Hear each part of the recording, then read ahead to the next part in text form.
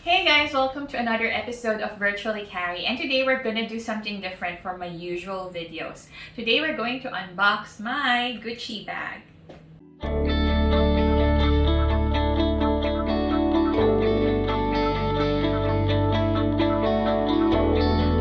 So I actually got this bag last December from Gucci Hamburg, and matagal ko na siyang gustong i-unbox, but merong background story to. So, nung Christmas, sinilip-silip ko lang siya. And then, binalik ko ulit yung ribbon and everything. I don't really buy a lot of luxury stuff because I'm trying to be a minimalist. But at the same time, I also love shopping. And, you know, in the Philippines, I used to go to Green Hills all the time and buy a bunch of stuff there. And Divisoria ha. I also like Divisoria. Pero of course, dito sa Europe, wala tayong choice. Puro original dito. This is also a gift for myself. I don't really buy a lot of luxury stuff. I only buy them during special occasions and important milestones in my life. So, for example, my first luxury bag purchase, which is the LV, I got it the first time I went to Europe. So most of my luxury items are tied to a special memory or a special occasion. So parang for me, that's my way to memorialize yung important milestone na yun sa buhay ko. So this one, I got this because there has been a very special and important accomplishment sa career ko. Hindi ko na siya babanggitin. But I felt that I really deserve this. And as a general rule, if I can't afford 10 times of the same item, I'm not going to buy it. That means that I can't afford it. So of course, kahit mahilig tayong mag-shopping, we have to make sure that we're responsible, we're not going into debt, and we have savings, we have investments, and so on. So I don't really see the point if maglalakad ka sa Manila and then may dala-dala kang 100,000 bag or you've got your gold chains and diamonds and everything, mahuhold up ka lang doon or makikidnap ka. At least dito sa Europe, talagang pwedeng-pwede mo siyang irampa, diba? And nakakahiya naman kung papasok tayo sa mga mamahaling stores sa Paris or, you know, even dito sa Hamburg and may dala kang fake. So, I actually invested in just a few items, masasabi natin. And, okay, so, let's start unboxing. Alright. Okay, so, gagayahin natin si Case Aquino. Yung box, kailangang ingatan. And, this is the new Gucci box.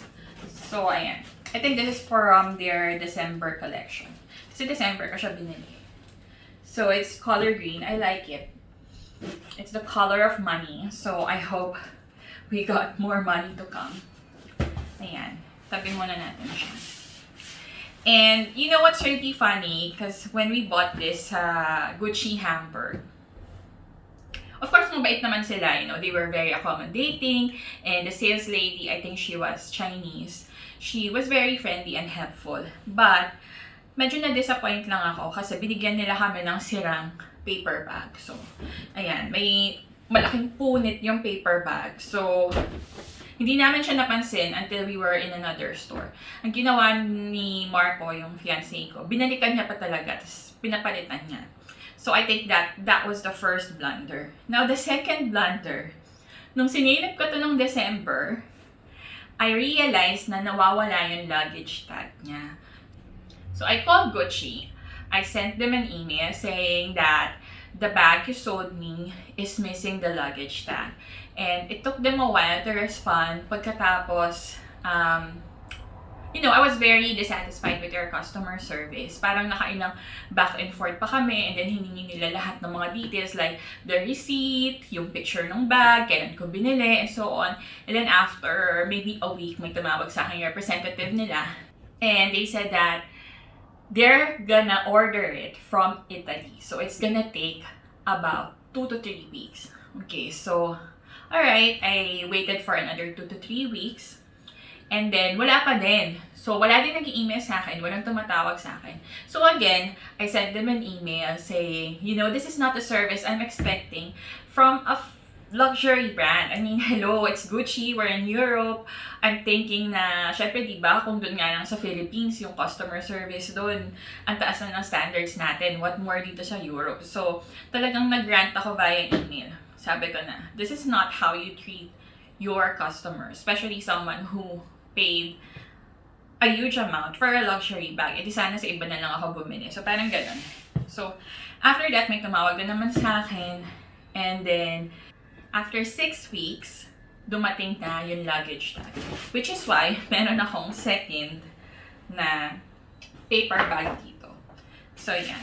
Unahin muna natin itong malaki. Alright, so let's remove the ribbon. And again, we have to be careful. Okay. Here. Alright, so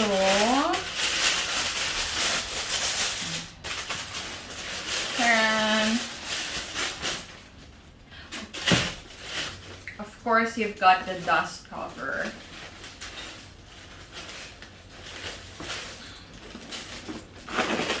And this is the bag. So it's actually hindi ko alam kung anong pangalan nitong particular model na to. But I actually have a brown one na nabili ko sa Green Hills. So nagustuhan ko talaga siya. Nagustuhan ko yung brown. But because I already have a lot of brown bag, naisip ko naman to get something in black. And I really love the gold trimmings and yung mga gold chain niya. Mahilig talaga ako sa gold chain kasi, I don't know, it just looks so classy. So, ayan. And of course, may mga palaman siya sa loob.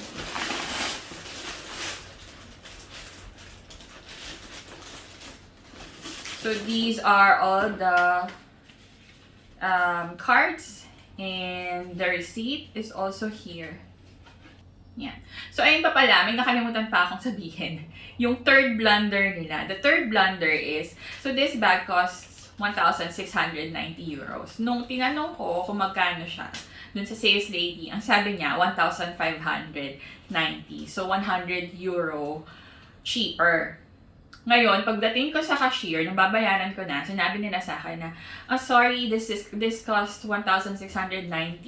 We gave you the old price. So, parang, alam niyo yun, parang, syempre, medyo na visit lang ako. Kasi sayang din yung 100 euro, diba?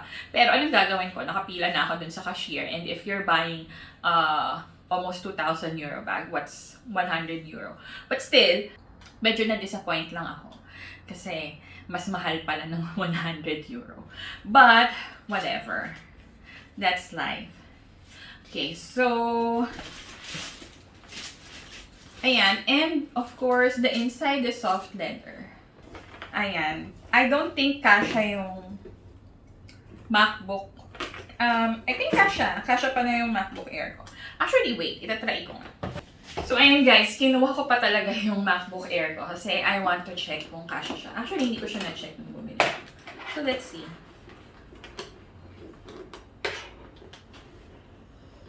Ayan, kasha naman pala siya. And marami pang space. So, pwede ko siyang pang office. Although, hindi naman ako nag-office. Pang home office. So, pwede ko siyang dalhin sa Starbucks or if I'm going to a co-working space. So, yes. I actually prefer bigger bags. But of course, may mga small bags na talagang nakikitan ako. So, that's the time na I buy them. But, I think bigger bags are more practical. And because I travel a lot, I like to have bigger bags with me. So, ayan. Yay! Actually, I'm happy na kasha yung MacBook Air ko. So, diba? Yan. And let's open the second Gucci box. So, yun nga. So, sabi ko sa inyo, it's missing the luggage tag. Yung nakalagay dito. Yan. Na may susi. Kasi this bag, you can actually lock it. Although, hindi ko mag-gets yung logic niya. Kasi it's very open here. So, pwede mong dakutin yung mga bagay-bagay sa loob. Which is something that I also like kasi, you know, when nasa train ka dito sa Hamburg or, you know, if you're traveling here in Europe, usually safe naman. But, yeah, mas gusto ko na accessible yung mga bagay-bagay like yung cellphone or yung ticket. So, gusto ko yung open design niya. But at the same time, meron siyang lock. So, ayan. Actually, pwede mo siyang i-lock. So, yung pirated version nito sa Green Hills, meron din siyang ganito. But hindi mo siya malalock. And madali siyang nasira. Actually, I was very disappointed. I think, nabili ko siya ng siguro mga 3,000 kasi replica siya eh. Pero, this one, ito, nasira siya agad. Natanggal siya. Kasi hindi ko na siya mapagawa. So, sabi ko talaga sa sarili ko, parang paglaki ko, luluhod ang mga tala. So sa akin din, sabi ko talaga na I think the next bag that I'm going to purchase is this one because I really liked it. So this is the second box. Alright. And actually, nag-expect ako na may nag-expect talaga, no? Kasi Gucci di ba? It's a high-end brand. So nag-expect ako na they're gonna send something to compensate for the blunders nila. Pero wala. So, yun na. I think this is gonna be the last time I'm going to purchase from Gucci. Although, may nagustuhan ako na wallet. Yung wallet nila na may cherry. Ang ganda eh. So, dapat babalikan ko talaga siya. Pero, sarado na. Sarado lahat ng mga shops ngayon dito. So, anyway, ayan. And, charan! This is the luggage tag. So, in fairness naman sa kanila, pati luggage tag, meron pa ding mga cards. Ano ba to? La Cura del Prodotto. Ano? It's Italian.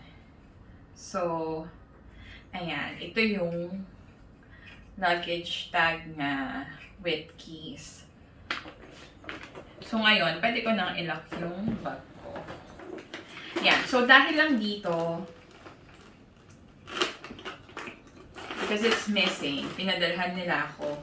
In order pa talaga nila from Italy. And I'm not sure kung saan napunta yung original luggage tag ito. Kasi dapat naman talaga meron eh. Diba?